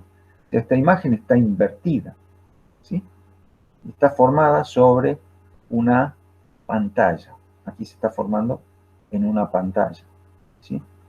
Entonces, esto se está formando con rayos que llegan paralelos a esta lente y son forzados a converger y al converger forman la imagen. ¿Comprendido, jóvenes? ¿Les parece bien que esa foto responde a este esquema de generación de la imagen? Esto es una buena representación, un buen modelo físico de lo que está pasando con esa lente. Sí, profe. Claro. Bueno, a este esquema, a esta representación gráfica, es lo que los físicos y los ópticos le llaman la marcha de rayos. Esto es lo que se llama una marcha de rayos, un esquema de marcha de rayos, en donde he considerado lo que se denominan tres rayos principales. Los tres rayos principales son un rayo que incide paralelo al eje óptico, un rayo que incide pasando por un punto focal y un rayo que incide pasando por el vértice. Con usar esos tres rayos, yo ya puedo ubicar dónde queda la imagen de un punto. Y si ese punto, por ejemplo, es uno de los extremos del objeto, yo ya sé que el otro extremo va a quedar para el otro lado, entonces el otro extremo está sobre el eje óptico. Entonces, si encontré la punta que no está en el eje óptico, sé que la otra está en el eje óptico, ya inmediatamente puedo reconstruirlo al objeto. Y ya veo que me va a salir más pequeño e invertido. Bueno, a la pregunta que nos hacía la niña, si esto es lo que se llama una imagen real o una imagen virtual, a ver si tengo material acá para contarles. Bueno, lo vamos a usar con el material que tengo aquí a mano. Fíjense, lo que está viéndose aquí es que la luz que vino de la fuente luminosa, que es la ventana que está allá hacia la izquierda, se volvió a reunir aquí sobre la superficie de papel. Es decir, si yo pongo una superficie que refleje de nuevo esa luz, ahí se genera una imagen. Cuando yo puedo ver una imagen proyectada sobre una superficie que haga de pantalla, podría no haber una superficie, podría haber, por ejemplo, humo. Si hubiera humo, yo podría ver como una imagen medio fantasmagórica de la ventana, pero vería, es decir, si yo puedo hacer reflejar la luz que viene e incide sobre la lente y la puedo ver mediante un medio reflector, eso es lo que se llama una imagen real. Además, se está formando, esa imagen se está formando porque realmente está llegando luz al punto. Aquí realmente está llegando luz, está llegando energía al punto, ¿sí? Está llegando ondas electromagnéticas con energía a ese punto. Si yo pongo ahí el papelito, la veo la imagen. Esa es una imagen real. En términos de la marcha de rayos, cuando una imagen se forma por la intersección de los propios rayos refractados, la imagen es real, ¿sí? En términos físicos puros, cuando la imagen se puede ver en una pantalla y se forma por energía, por luz que efectivamente llega a ese punto, es imagen real. Desde el punto de vista de la marcha de rayos, cuando una imagen se ha formado por la intersección de los rayos refractados, es imagen real. ¿Sí? Fíjense el otro caso. Aquí no hay ninguna pantalla. ¿Dónde se está formando la imagen de lo que está en el papelito que está unos centímetros más abajo de la lente? ¿Se está formando en el ojo del señor que está mirando o se está formando en la cámara que ha tomado esta foto, en la superficie sensible, lo que vendría a ser la retina de la cámara que tomó esta foto? O sea, esta imagen, si yo pongo una pantalla a cualquier distancia por encima de esta lupa, no voy a ver la imagen de la boleta. No la veo, no se va a formar. O sea, yo acerco por acá arriba una hoja de papel, la subo, la bajo, la alejo, la acerco, y ni a palos se va a formar imagen de esto. Porque lo que está pasando es que esta lente está puesta de manera que nuestro ojo está por dentro del punto focal de la lente y entonces los rayos ahí no son convergentes, son divergentes. Y entonces se forma lo que se llama una imagen virtual. No he tratado ese tema aquí porque estamos viendo solamente lentes convergentes, pero les prometo para la clase que viene ver cuándo se forma una imagen virtual con una lente convergente. A ver, yo me animaría a hacerles un dibujo. Sí, si alcanza la clase, si me permiten que yo cierre, después les hago un dibujo en la pizarra de cuándo se formaría una imagen virtual. Pero la imagen virtual se forma cuando no llegan rayos para formar la imagen. Cuando la imagen se forma con prolongación de rayos. Cuando la imagen se forma con prolongación de rayos, ahí va a ser virtual. Realmente no está llegando energía al punto donde se forma la imagen. Esa sería una imagen virtual. Ya les voy a presentar el caso. Vayamos a la ecuación que cuantifica esta relación. Es decir, la marcha de rayos me predice que se va a formar esta imagen, ¿sí? Ahora yo quisiera predecir a dónde va a estar esa imagen, o sea, a qué distancia de la lente va a aparecer esa imagen. Bueno, el filósofo y físico francés René Descartes fue uno de los que estudió el comportamiento de las lentes. Y esta es la ecuación de Descartes de la lente delgada. Aquí está la nomenclatura que usa Cyr-Szymanski, porque sé que es el libro que ustedes típicamente consultan de Física 3, porque es la bibliografía recomendada por los profesores de Física 3, ¿no es cierto? Entonces, Si ustedes van al CR-Szymanski van a encontrar este dibujito o algo muy parecido, no sé si yo le metí mano. Me parece que es exactamente el mismo. Y esta es la ecuación que permite predecir cuantitativamente y de manera analítica, sin hacer la construcción geométrica, a dónde se va a formar la imagen. Bueno, veamos qué nos dice esa ecuación. Acá tengo la situación similar a la que teníamos en esta marcha de rayos. Tengo la flechita que actúa como objeto. Tengo la lente, en este caso están dibujadas la superficie de la lente, eso no me gusta porque cuando se hace marcha de rayos es superfluo dibujar las superficies. Ya la lente está representada por este plano. Ven que el rayo que sale de Q y llega hasta A se quiebra en el punto A. Entonces, ¿para qué diablo están la superficie? Con poner el plano que representa la lente con los palitos que indican que es una lente convergente, ya está, se simplifica el dibujo. Entonces, bueno, aquí está en un rayo, de los 3 rayos principales, aquí se han dibujado solo 2. El rayo que incide paralelo al eje óptico se refracta pasando por el foco, y el rayo que pasa por el vértice que no cambia de dirección. Ambos convergen a este punto Q', y entonces aquí está la imagen P'Q'. O es el vértice de la lente. Bueno, CR-Szymanski le llama S de sapo, a la distancia del objeto al vértice de la lente. ¿Sí? S de sapo es la distancia del objeto al vértice de la lente. F minúscula es la distancia del vértice de la lente a los puntos focales F1 y F2. A F1 se le suele llamar el punto focal objeto porque está del lado donde habitualmente uno pone el objeto.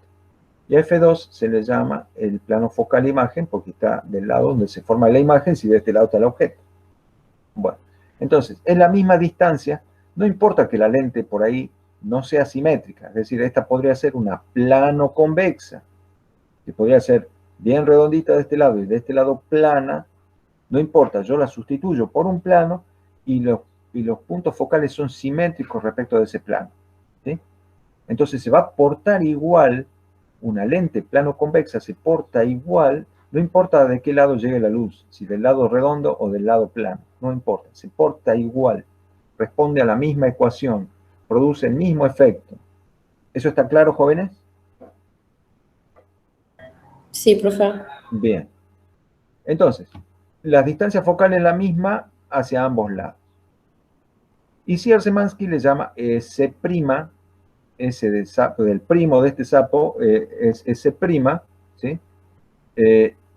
Y la relación entre el inverso de la distancia objeto y el inverso de la distancia imagen es esta. La suma de la distancia objeto y de la distancia imagen es igual a la suma, es igual al inverso de la distancia focal. ¿Sí? Entonces, si yo conozco la distancia focal de la lente y conozco a qué distancia es puesto mi objeto, puedo predecir dónde va a estar la imagen, a qué distancia se va a formar la imagen.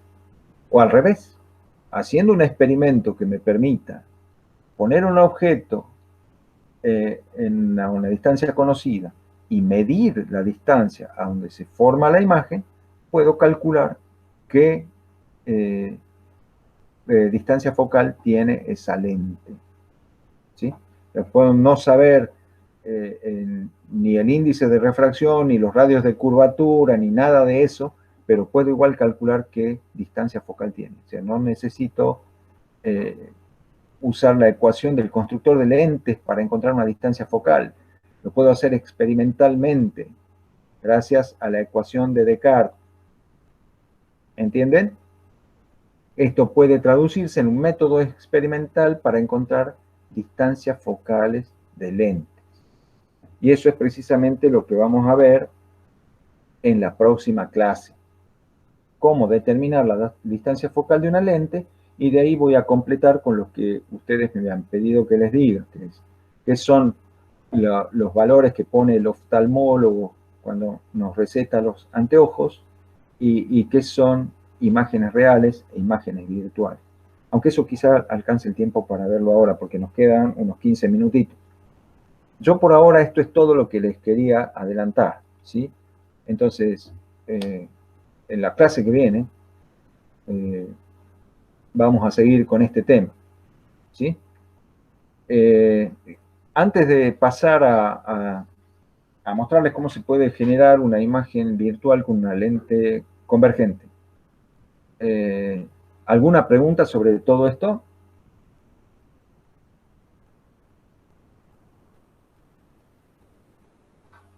¿Han oído la historia de estas ranitas? Estas son ranitas que hay en Ecuador. Son terriblemente venenosas, tienen la piel venenosa. Y por eso tienen ese color. Pero miren de chiquitita que es. Ahí hay una gotita de agua que está haciendo un efecto de lente. Y miren el tamaño de la ranita. Bueno, ¿alguna pregunta?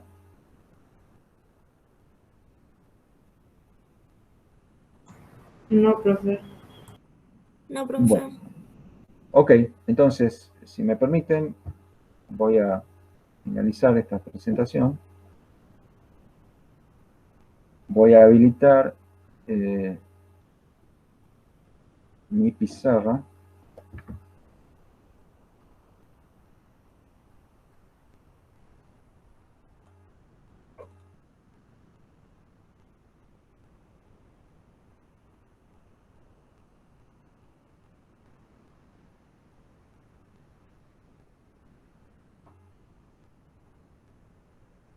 Ahí está. Bueno. Bien. Entonces, ahora les voy a mostrar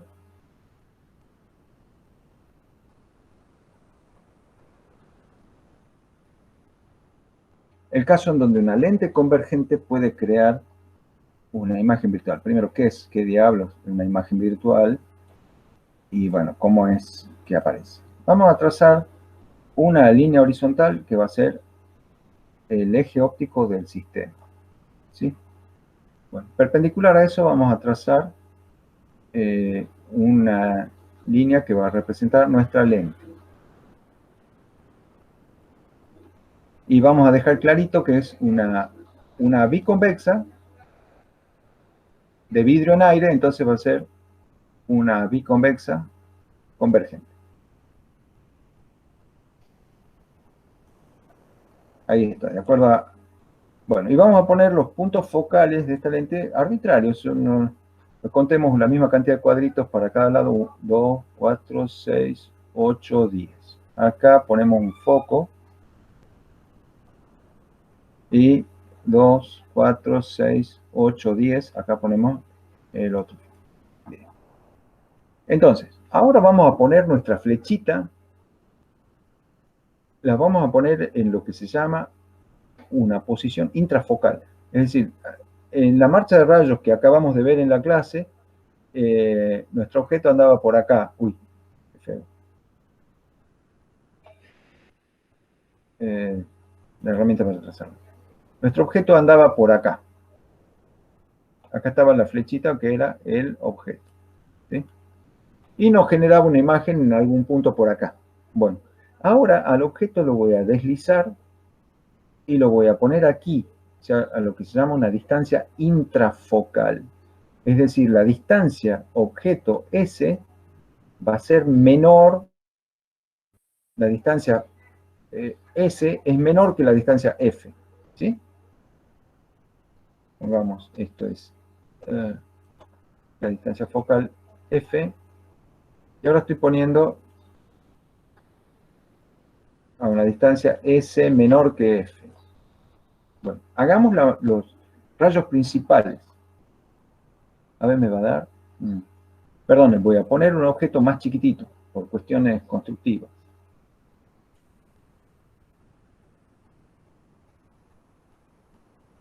Voy a ponerle un objeto más chiquito.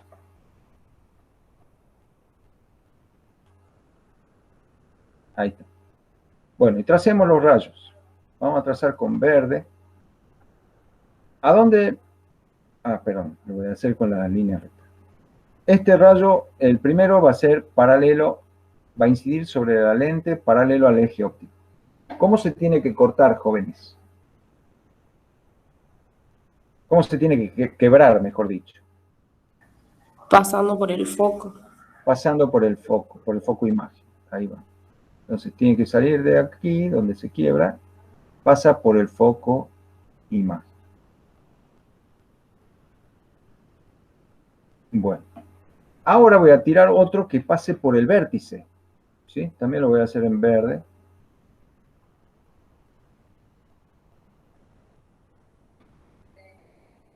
Y Houston, tenemos un problema.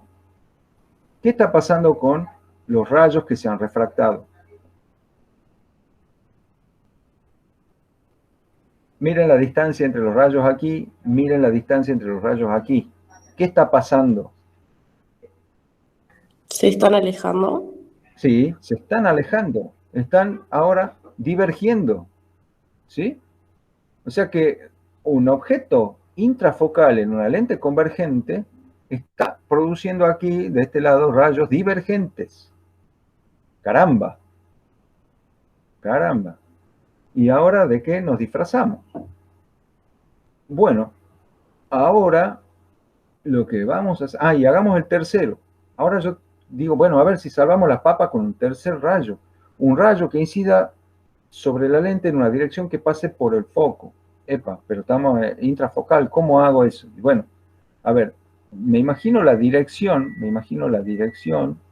que pasa por el foco, ¿sí? Esta parte la voy a hacer así, con tracitos. Esta es una dirección que pasa por el foco, pero el rayo sale desde aquí. Está incidiendo sobre la lente en una dirección que pasa por el foco. ¿Es verdad eso? Sí, la dirección está pasando por el foco, o sea, el rayo está incidiendo sobre la lente en la dirección que pasa por el foco.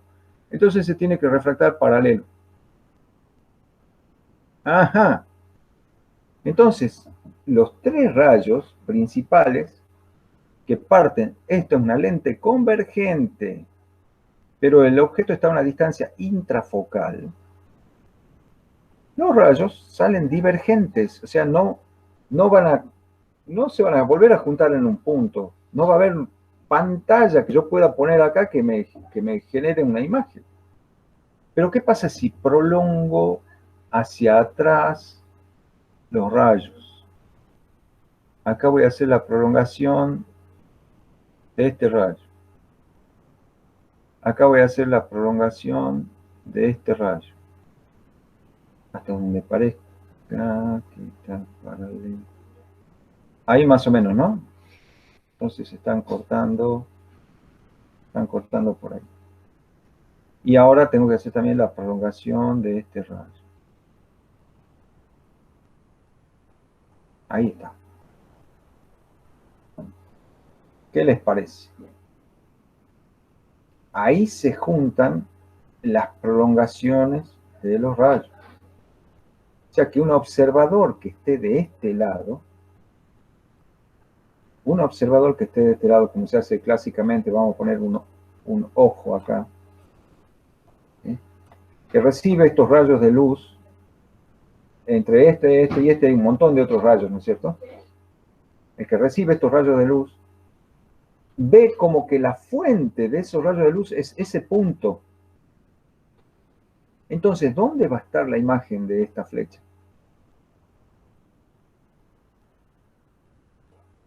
Bueno, la imagen de la punta de la flecha va a estar ahí. Acá va a estar la imagen de la punta de la flecha. Y entonces la cola de la flecha va a estar sobre el eje óptico. Ahí voy a ver.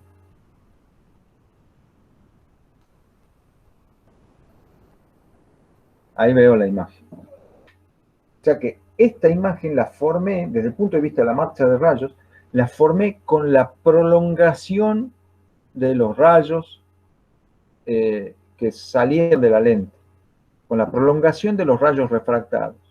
Estos son los rayos incidentes, estos son los rayos refractados. yo prolongué los rayos refractados y donde se intersectaron está la aparente fuente de emisión de la luz. O sea, el cambio de dirección que hace esta lente crea la ilusión de que estos rayos vienen de ahí. Así como el agua en el lápiz creaba la ilusión que la punta del lápiz estaba en el punto I y no en el punto X. Ya vamos a volver a esa diapositiva. Entonces, esto, señorita, esto es una imagen virtual. Fíjense que la distancia S' está en el mismo lado objeto. Esta era la distancia S. No, S. Esta es la distancia S'. S', la distancia objeto está del mismo lado del objeto. ¿Sí? Esto es lo que se ve. Ah, ya saqué la presentación. Caramba. Bueno, si me permiten la voy a volver a poner porque me parece que es relevante para mostrarles un par de diapositivas.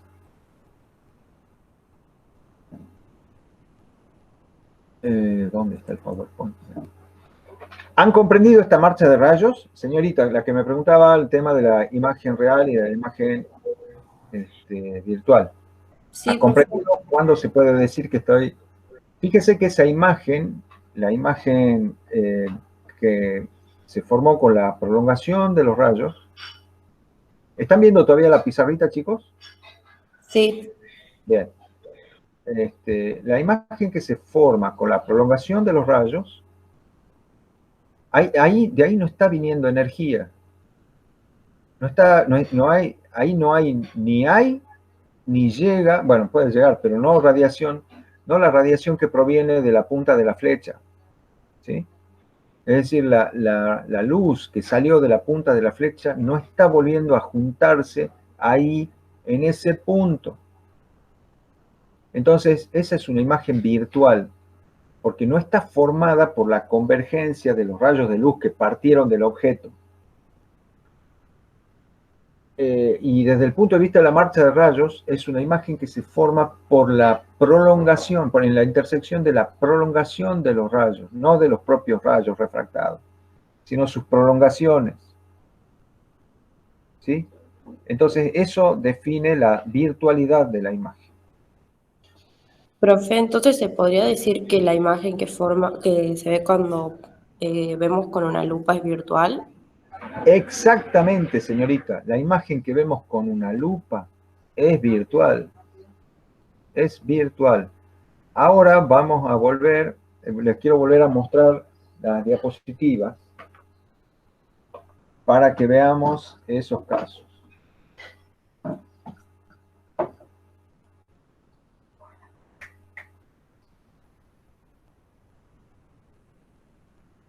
¿Ya están viendo? Vamos, querido Jorge Luis, qué hermosos poemas que escribe. Bueno, aquí está. Aquí tenemos el caso.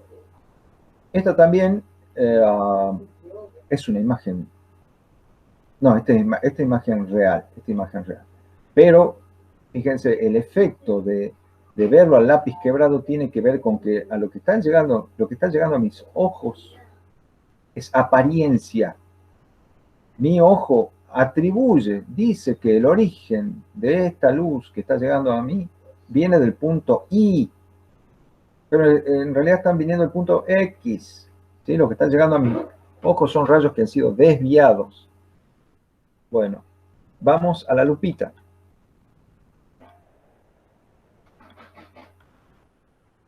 Acá está. Lo que hace este señor es ponerlo al ticket que está mirando a una distancia menor que la distancia focal de la lente. ¿Sí?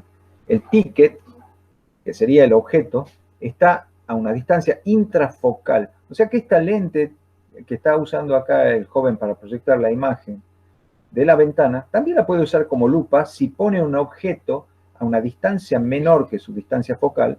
Entonces va a haber una imagen virtual, como esta, derecha y aumentada. ¿Ven?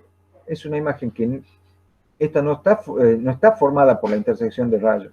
Está en la misma orientación, ven que las palabras están en la misma orientación en el ticket que acá, en la parte que se ve aumentada.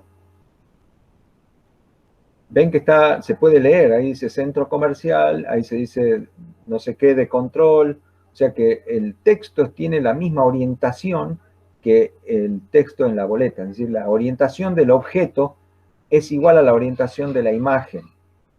Es una imagen derecha y es más grande la imagen que el objeto mismo. ¿Verdad? Una imagen virtual derecha y aumentada. Mientras que esta lente convergente nos está dando una imagen real achicada e invertida. ¿Sí?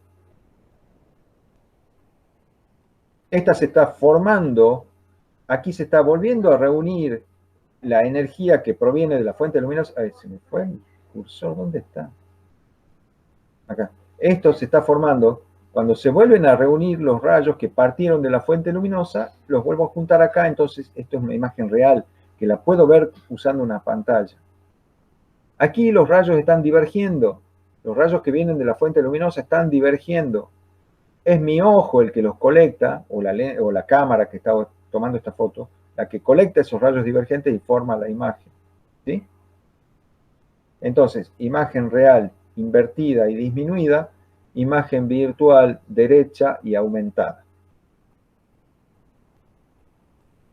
¿Comprendieron, queridos jóvenes? Sí, profe. Sí, profe.